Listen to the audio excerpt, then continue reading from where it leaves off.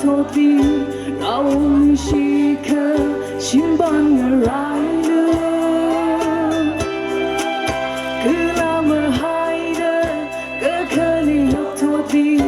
เราไม่ใช่แค่หรือ是那些就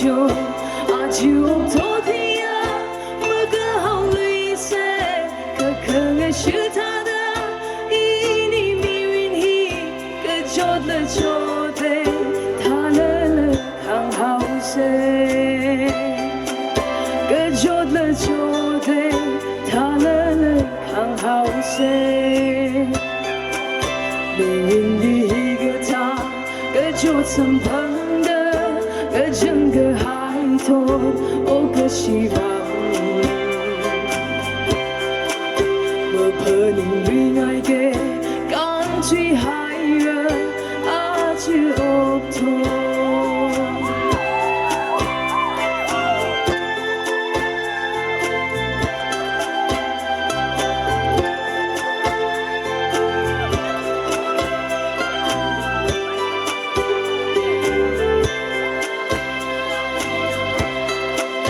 ที่มีทุนหายเคก็จังได้โชคดีว่าก็จังทุนหายเค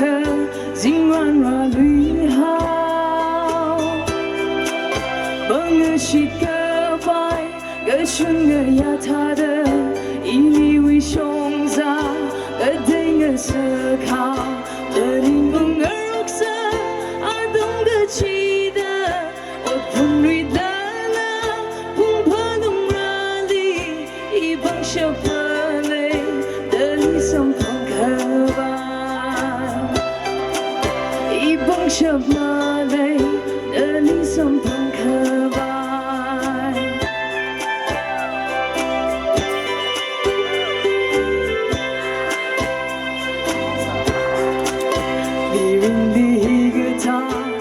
就曾碰的个整个海头哦个希望